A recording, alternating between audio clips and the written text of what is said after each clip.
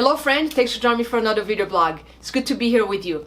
Today I want to discuss a topic that is very popular these days. I see everywhere, social media, magazines, the news, and the topic is boundaries, the ability to say no. And why so many people, maybe you, have hard time saying no. You say yes when you truly want to say no. Why is this so hard? And that's what I'm going to explore today. Now to explore this today, I'm going to bring a framework that I learned from my teacher, Dr. Gabor Mate, famous author, wrote one of my favorite books about stress called When the Body Says No. He's an expert in trauma, healing, in addictions, and an incredible human being. So Dr. Gabor Mate talks about two fundamental needs that we all have, started from very early age, from the day that we're born. And those needs are attachment and authenticity. Attachment because without a caretaker, without somebody feeding us as baby, without somebody attending, giving us, warmth, shelter, food, love, we would not survive. So attachment is a primal need that we all have as adults as well. And the second need that we have is authenticity, the ability to be ourselves. And we all born with authenticity. When we're hungry as a new baby, we cry. When we're in pain, we cry. When we are scared, we cry. So we have no problem being authentic from very early life. It's something that is innate in us. We just express from the very moment we come to this world. But then something interesting happens through our childhood. We start getting a little older. We start having more needs. We become toddlers. We become, young children. And we all had those moments in our childhood that we were being authentic by expressing our anger, by expressing our sadness, by expressing something that caused us upset because our needs were not being met. And how many of us on those moments, maybe many moments where we expressed our needs, we were punished. Punished here doesn't mean you were hit. Maybe you were. A lot of kids unfortunately were.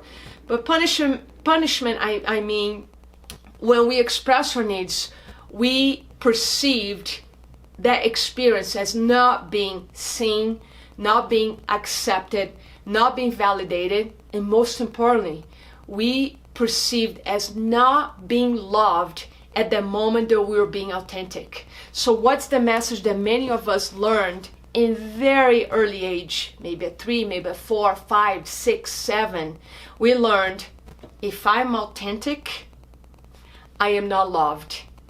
That's not the case, but that's how a child perceives when a child is judged, when a child is punished by go have time out. I don't want to talk to you right now. Don't cry. Don't yell. Don't slam the door, like my mother used to say to me. So in those moments, we associate being authentic means I am not loved. And guess what happens? We focus on the attachment and we drop authenticity. We lose our essence. We move away from our own essence and we start developing coping mechanisms, survival strategies, personalities in order to feel attached, because the attachment becomes the most important thing. And that's how we start becoming codependent. Let's fast forward in our lives. How many of you as adults have been in a codependent relationship? I for sure have played a role in couple relationships where I was totally codependent and I kept choosing I kept choosing attachment over authenticity. Why? Because I was operating from the wounded child place. And that's what I'm going to bring up to you here. When you are showing up in your relationships and you give up your own authenticity, you want to say no, but you say yes. You are choosing attachment, you choosing codependency, and that attachment is not healthy because you're not being yourself. Now let me talk about this gap that exists between who you truly are, your essence, your authenticity, versus how you're showing up.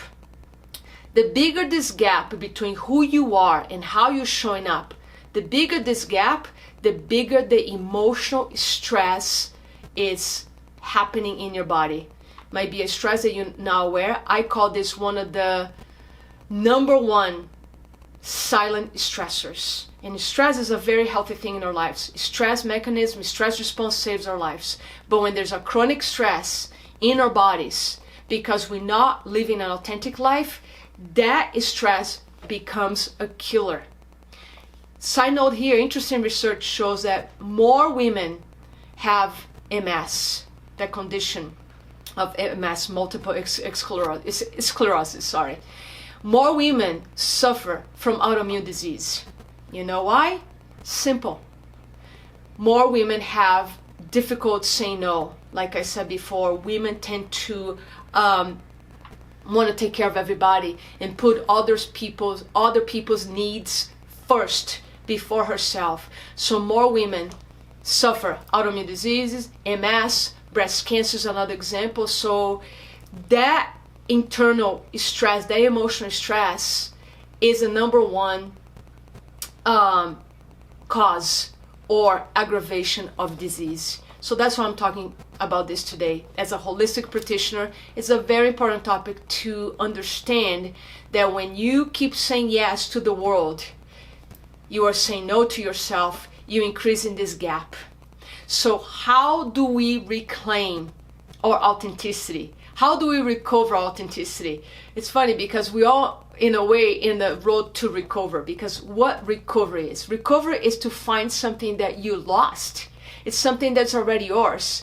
So in the healing path, in this transformation field where I work with my clients, you might be doing this work, we basically recovering our essence. That's why you hear me saying words like, walk back into your heart, move back towards your heart. It's like moving back to your essence, moving back to your authenticity and reclaiming who you are, so you eliminate this gap. And when you eliminate this gap, most likely you won't be experiencing chronic stress anymore. And when you're not experiencing chronic stress, your chances to stay healthy for the rest of your life are much, much, much higher. Because we know only 5% of illnesses or diseases are genetic. 95% of diseases are caused or exacerbated by stress, by lifestyle choices. So, with that said, let me give you some tips here on how you start recovering, reclaim your authenticity, so you learn how to set boundaries. Very quick here, boundaries are a simple way to respect yourself. It's self-preservation, it's self-love, it's self-respect. Boundaries are also a way to tell others how you want to be treated.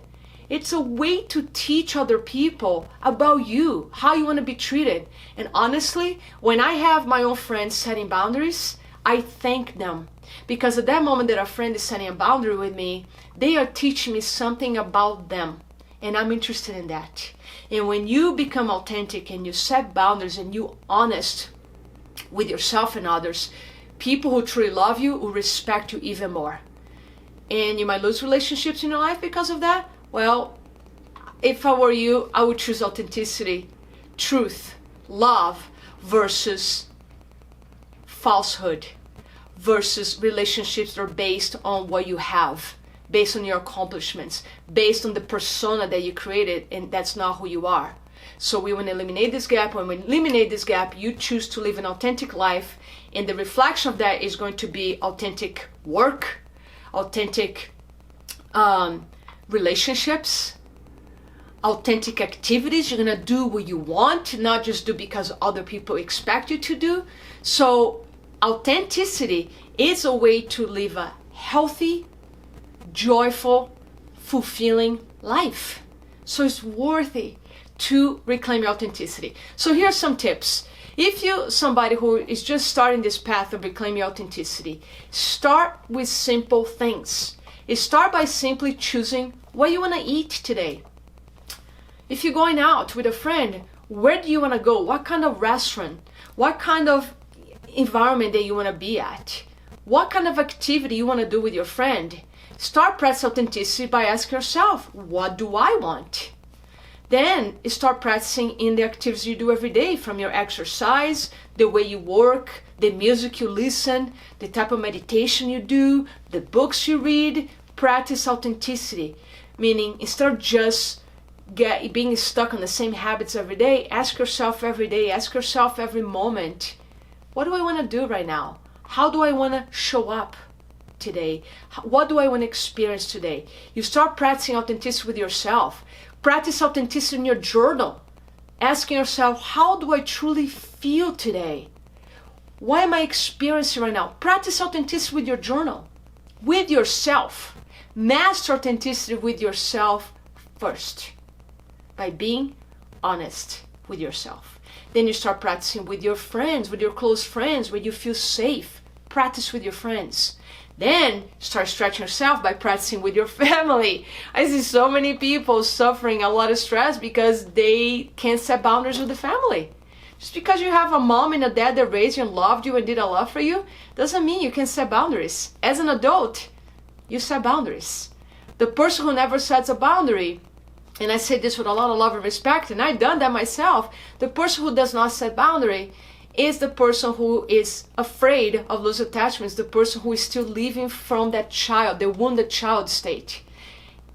We need to reclaim our adulthood. We need to become mature adults where we embrace our inner child so the inner child can bring the joy, she can be free from the wounds from the past. So she becomes our soulmate, our best friend. And it's amazing what happens when we free that child and we can live with the balance of authenticity and attachments, because we all need attachments.